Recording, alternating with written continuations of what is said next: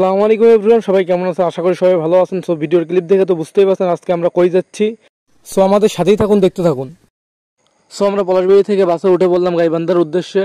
আর আমার সাথে আছে তাওহিদ ভাই, আর হয়তোবা তাকে অনেকেই চেনেন কারণ সে ফেসবুকে কন্টেন্ট করে।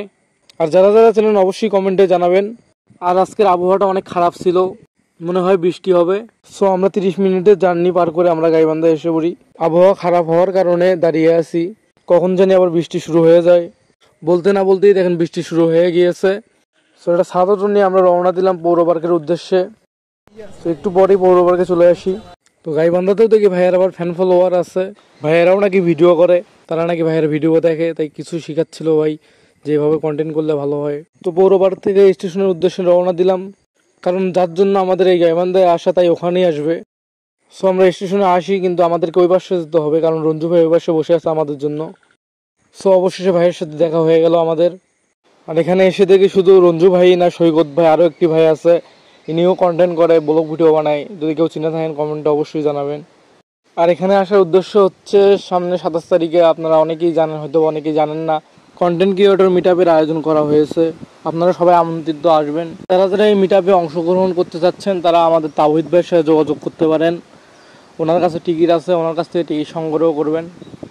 এদিকে বলতে বলতে আমাদের পলাশবাড়ির কন্টেন্ট ক্রিয়েটর ইতিহাপু চলে আসছে। তাওহিদ ভাই কথা বলতেছিল তার সাথে, দিকে আমি রঞ্জু ভাইয়ের দিকে ক্যামেরা ধরলাম। রঞ্জু ভাই যে কি বুঝালো আমি বুঝতে পারলাম না, যদি কেউ বুঝে থাকেন অবশ্যই কমেন্ট বক্সে জানাবেন। আর একটা কথা, রঞ্জু ভাইয়ের মতো মানুষই হয় না, রঞ্জু ভাইয়ের মনে কোনো অহংকার নাই। তার সাথে না মিশলে আপনারা বুঝতেই পারবেন না যে সে মানুষটা কেমন। তো গল্প করতে করতে সামনের দিকে আগাচ্ছি আমরা সবাই, কারণ সামনে গিয়ে ভিডিও শ্যুট নেওয়া হবে। আর এদিকে ইতিহাপু রঞ্জু ভাইয়ের সাথে ভিডিও বানাচ্ছে কন্টেন্ট ক্রিয়েটর মিটআপের বিষয়ে। শুনুন তারা কি বলে।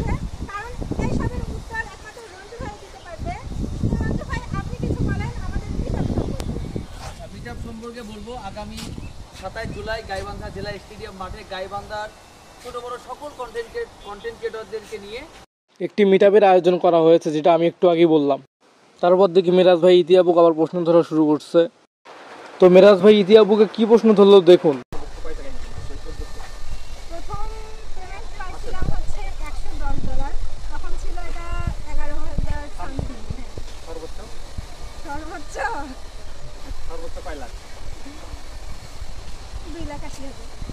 সর্বোচ্চ ইতিহাপুর ইনকাম নাকি 2,80,000 টাকা, সবাই শুনলেন।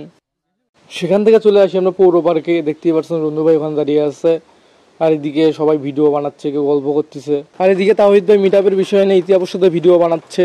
আর এদিকে সৈকত ভাই ভিডিও করে দিচ্ছে, সে অনেক সুন্দর ভিডিও করে।